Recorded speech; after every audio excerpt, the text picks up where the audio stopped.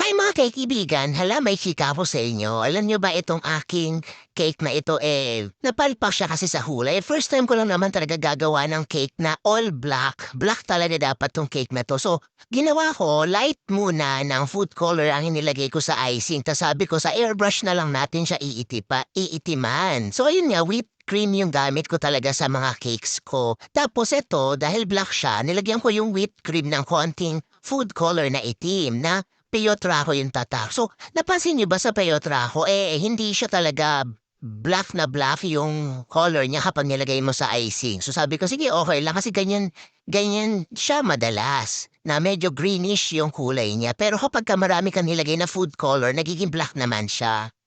So ito na nga, nag-airbrush na ako't lahat-lahat. Ilang beses na airbrush na ang ginawa ko, hindi siya umitim ng todo itim. So yan yung makikita nyo talaga na greenish siya kahit na inisprayan ko na siya ng malala.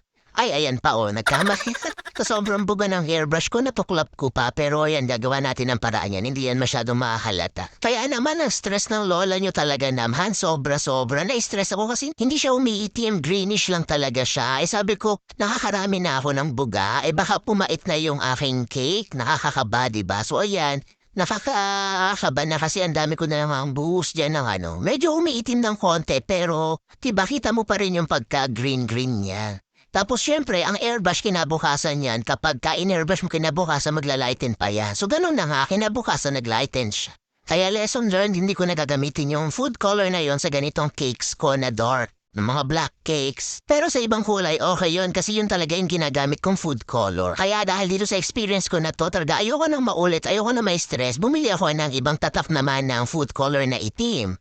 So, tinry ko siya sa ibang cakes ko. Aba, okay siya. Mas okay siya kesa dito sa ginamit ko dito sa cake na. So, ayun, matatapos na pala tayo dito sa pagde-decorate. Hindi ko pa napasalamatan yung aking kliyente, ang aking customer dito sa cake na to, si Ma'am Charm. Thank you so much. Ang bait-bait talaga ng customer ko na yon kasi talagang okay lang sa kanya kahit ganito yung kulay ng kanyang cake. Actually, si Ma'am, pagka nagsabi sa akin no order siya, sasabihin niya na kung ano yung theme. Tapos ako na bahala sa pagde-design. So ito, sinabi ko, magiging black yung cake niya dahil nga Black Panther. Pero hindi ko naman napaitim. May gulay. Kaya napaka-bless ko talaga sa customer ko na to, si Ma'am Charm. Thank you, Ma'am Charm. So ayan na nga siya, o diba, naglighten pa yung pagka-black niya. Kahit ganyan ox na ox pa rin yan kay Ma'am Charm. So thank you, Ma'am. And yun na ang aking chika for today. Next time na ulit yung iba namang kwento, ha? And thank you for watching.